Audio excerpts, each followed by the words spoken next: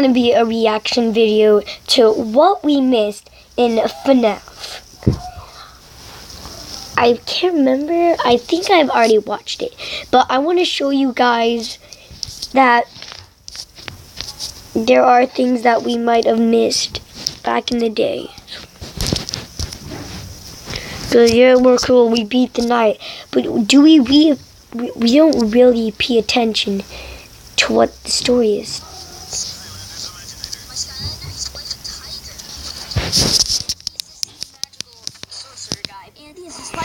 Ads.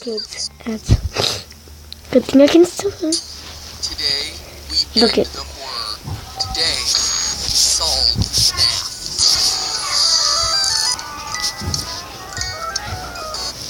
FNAF. Purple man. I like him 'cause he's my man.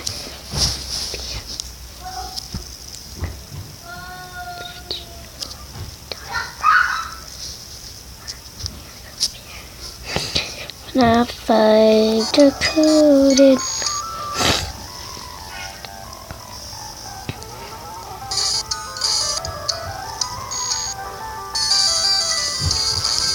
Guys, ready? Looks like my thing's glitching, but nope. That's his intro. After months of intensive therapy, Look at that. Really, it has to end it all. It's so good. Yeah, well. To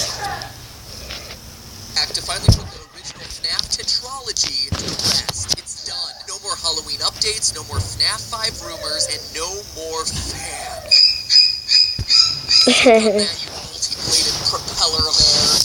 Shortly after my last Freddy theory, I arranged a live stream with some fellow FNAFers to close the book on the series. And what happened was something that none of us expected.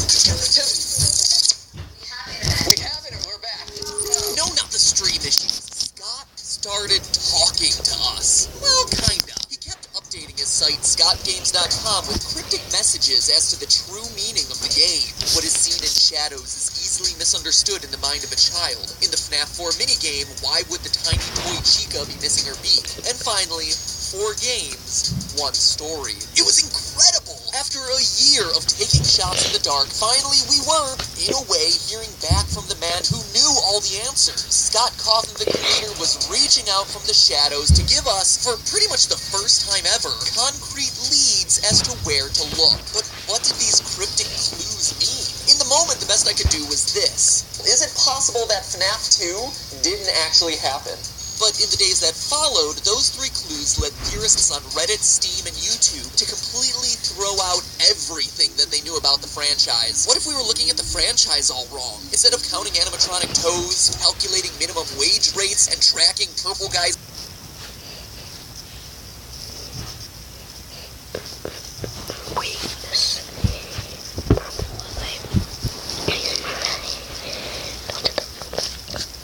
work history, maybe we needed to take a step back.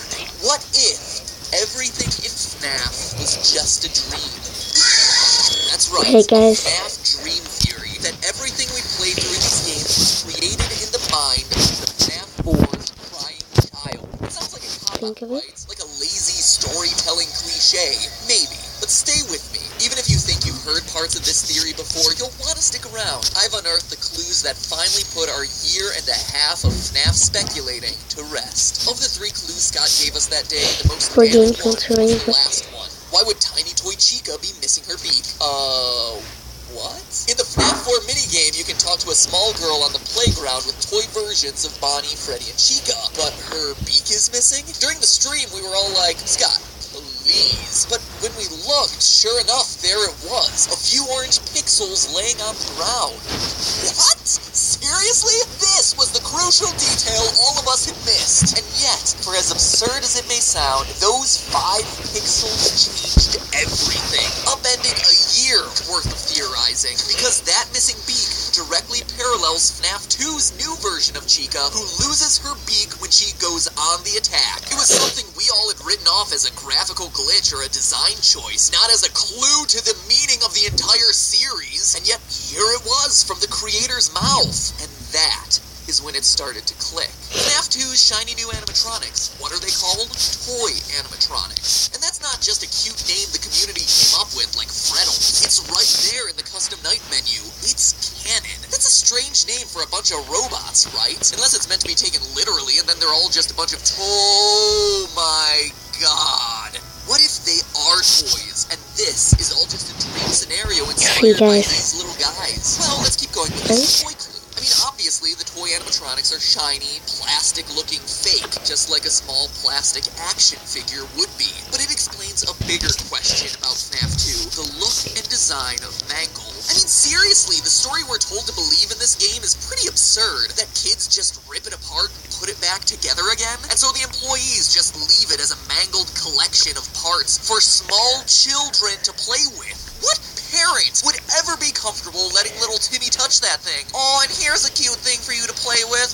Oh my gosh, who could have seen that coming? But if we assume FNAF 2 is in the mind of a child who has seen all these toys, Mangle makes a whole lot more sense. It's just a dismantled toy. Think about Sid from Toy Story, who fuses various toys together to create hideous abominations. This explains Mangle's two heads. I don't care how much you redesign Foxy, no one planned him to have two heads. In fact, note that Mangle appears in a girl's room. An insignificant detail? I don't think so. The Chica Beak shows that this girl's toys fall apart, just like Mangle, the tear-apart, put-back-together toy. And toys explain FNAF 1, too. The crying child of FNAF 4 has 4 plushies in his room. The crew from FNAF 1. Plushies, as in soft, stuffed animals. What are the original 4 animatronics made out of? Soft materials. Fur and fabric, not plastic like toys. So much so that the one thing that we hear about them throughout the series is that these old animatronics collect odors and never get washed, just like an overused and overloved stuffed animal. But the parallels don't stop there. Why is Foxy out of order in FNAF 1? Well, the plushie he's based on is missing its head. How about Foxy's jump scare popping in abruptly from behind a wall? It's awfully similar to the way the brother scares the crying child throughout FNAF 4, in his Foxy mask, no less. And how's Golden Freddy fit into this? Well, in the hidden FNAF 4 Easter egg, we see on the TV that the show Fredbear and Friends features the Golden Fredbear alongside the core 4 of Foxy, Freddy, Bonnie, and Chica. That's your cast from the first game. The dream of FNAF 1 was inspired by this show and the plushies, hence it not containing any of the other animatronics. Even the fact that the child doesn't have a Golden Freddy plush, and that instead he has his imaginary friend, a psychic friend Fredbear, who appears and disappears at will, directly references Golden Freddy's ghostly behavior in FNAF 1 and 2. Hey guys, isn't that like crazy? Pit a year of deer racing, and probably more. But wait. Right there from some of his favorite toys. The fact that no one in their right mind would work in a place like this?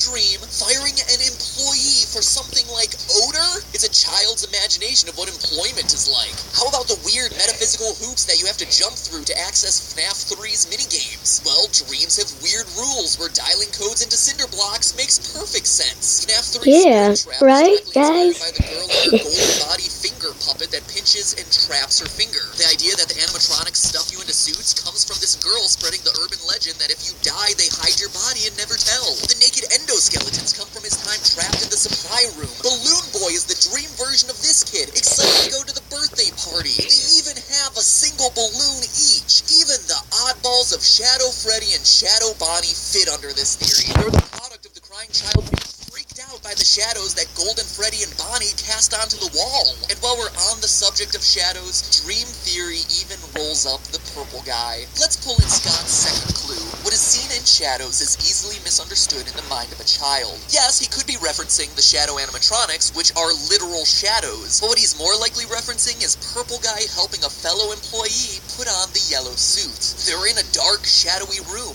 and what the kid sees, or what he thinks he sees, is someone getting violently stuffed into a suit when it's just a mascot putting on its head. Think about how traumatic it'd be if you were a kid and you were at Disneyland and then saw Mickey Mouse suddenly take off its head. It would blow your mind. But we all know that there's no murder happening. It's just employees going about the daily grind. In fact, that's why Purple Guy is purple. In Atari-style games, shadows are represented not with black, but with purple, as indicated by the shadows cast by the animatronics on stage. That's why Shadow Freddy, Shadow Bonnie, and even the innocent employee in the dark back room, the shadowy purple guy are such an unusual color. Still skeptical? So was I. Sure, it answers a lot and smooths out the timeline, but there was still one piece of the puzzle that was missing. One thing that was nagging me. It still felt like a convenient explanation, but not an intentional one. Not something that Scott had planned for the series. All I needed was just that one detail that made everything fit together. But then, while writing this script, it finally dawned on me. The nail in the coffin. The one piece of evidence that no one can deny and that, to my knowledge, no one has talked about in the months of theorizing. The detail that convinced me this theory has to be true. Are you ready to have your mind blown? Yeah, Listen guys, to the are you sound ready? that you hear at the end of every night of the first 3 games. Grandfather clock.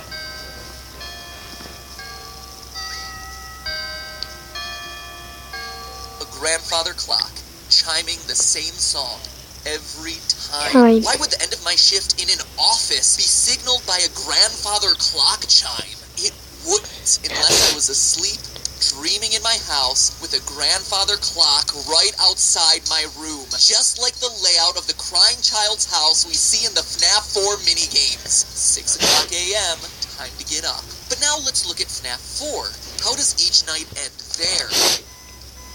A beeping alarm clock.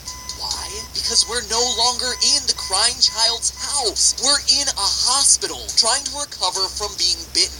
Hence the pills, IV, and flower Easter eggs. No hospital has a grandfather clock, but they're all equipped with a generic digital alarm clock.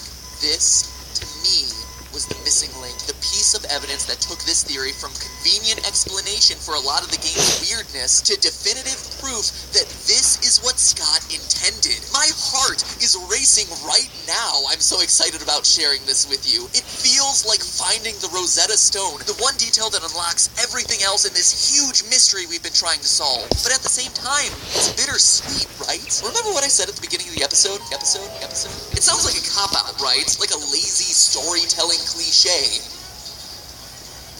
How many of you agreed with that? If you're honest with yourself, I bet a lot of you. You'll notice across my videos I don't cover dream and coma theories very often for exactly that reason. They're too easy, too flexible. Because it's all a dream, weird stuff can be written off, logical errors overlooked simply because it's not actually real. In the theory world, they're OP. They're hard to argue against and can be molded to fit any random collection of details. And for a game like FNAF, where us theorists have spent thousands of hours combing through all the details, making and remaking timelines, bending over backwards to make every last piece of information fit together across the 4 games, it was just a dream reveal invalidates all. Yeah, guys, that is gonna be it for this